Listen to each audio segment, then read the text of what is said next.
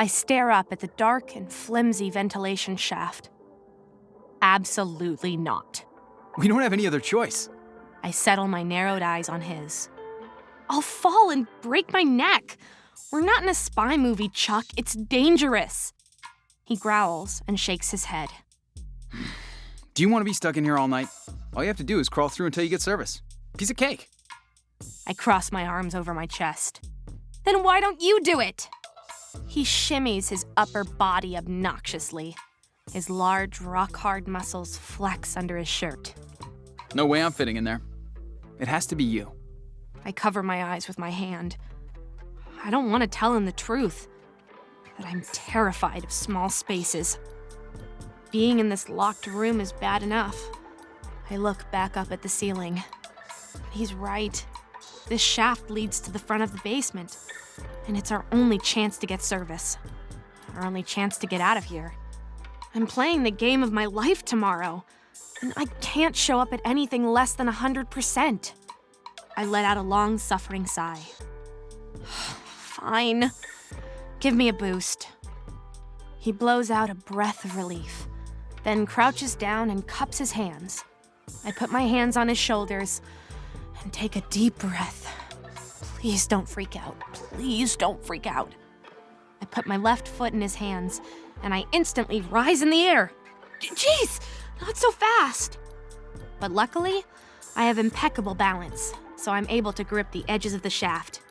I carefully remove the covering, debating for a moment about dropping it on his head, before tossing it to the floor. I peer into the dark, small tunnel and barely suppress a shiver. Hurry up! I want to get out of here! I growl, gathering every last ounce of my courage, and hoist myself in. When I feel his hands on my rear giving me a push, I squawk with indignation. Get your hands off of me, you pervert! He snorts. Don't flatter yourself, sweetie. I was just trying to help. I clamp my lips to shut in my retort. I have bigger things to worry about now, like the fact that I'm suddenly in a cramped metal tunnel. I cringe, and for a moment, I'm unable to move. What's the holdup? An excuse tumbles out of me, and I'm grateful that I have one. Who should I call? I hear rustling, and then his phone lands in the tunnel beside me. Call Adam. His dad owns the arena, so he'll have keys. Lock code is 1234. This time, it's my turn to snort. Clever. I grip the phone in my hand, and then with no other choice, start army crawling down the tunnel. Ugh, this is insane. Tim was right. This whole idea was stupid in the first place. I cough on the stale tunnel air, but keep moving. 5 feet. 7 feet. No service yet?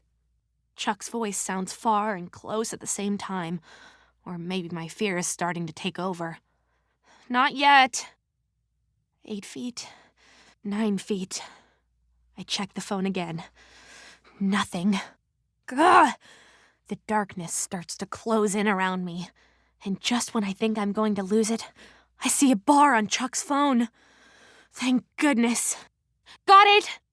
I don't waste time dialing at him. Thankfully, he picks up. I tell him what happened, and after recovering from his fit of laughter, he agrees to come get us. He's coming. Said I'll be here in 15. I hear Chuck curse in relief. Once I hang up, I instantly start moving backward, but a noise suddenly sounds from further down the tunnel, and my heart lurches in my chest. What the heck was that?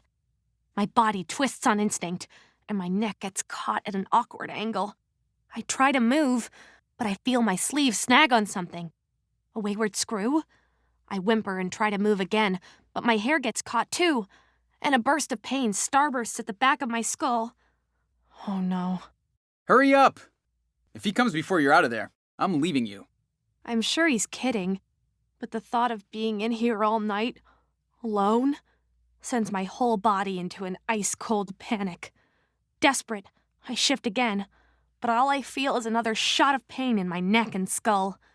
Sheer, undiluted terror washes over me. The walls close in, and I start panting. And then, I do something I absolutely never do. I burst into tears. I'm stuck. Please don't leave me in here. Here, Chuck. I'm scared of small spaces. Promise you won't. There's a beat of silence, and then I hear his voice. It's a bit calmer than it was before. I was kidding. I wouldn't do that, okay? Now, what do you mean you're stuck?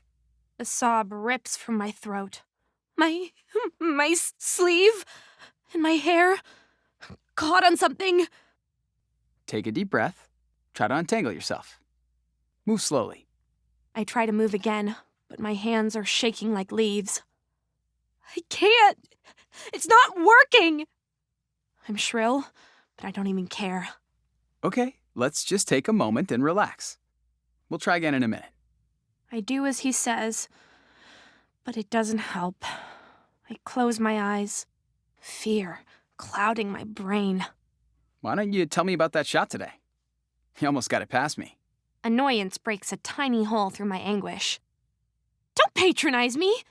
I'm not. I swear that almost went in. One of the best shots I've seen all year. I hear the sincerity in his voice, and my lips curve a bit. It should have gone in. It's my right hook shot. Hasn't failed me all year. I know. I've seen your highlights. You have? Yep. Coach has had me preparing for you since September. Knew I'd see you in the championship. The admission sends a frisson of pride through me. So I decide to give him an admission of my own. I knew I'd see you too. I've made it my personal mission to score on you. He chuckles at that. Then, How you doing in there? okay, I think. Talking is helping. So we talk. About hockey, about other players we admire, and about how we both spend most of our nights playing NHL on PS4. My heartbeat slowly but surely evens out, and I soon find I'm able to move without shaking.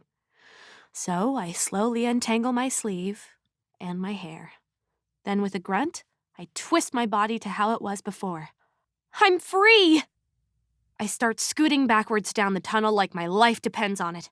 A burst of air is a welcome assault against my bare legs, and I don't waste time pushing my body out of the shaft. Chuck wasn't expecting me so fast, and he tries to grab me, but loses his balance. I twist to avoid impact, and we both fall. Ooh! I suddenly find myself lying flat on his chest. He's on his back, breathing heavily. The air around us quiets. My eyes lock on his, and I see both surprise and curiosity in his gaze. A snarky retort bubbles inside me, but it fades quickly. He's still the same old stupid Chuck, but looking at him now, I feel gratitude. He really helped me back there, and wow, his eyes sure are pretty. My gaze runs along his strong jaw, his full lips, then back to his eyes that are now looking at my lips.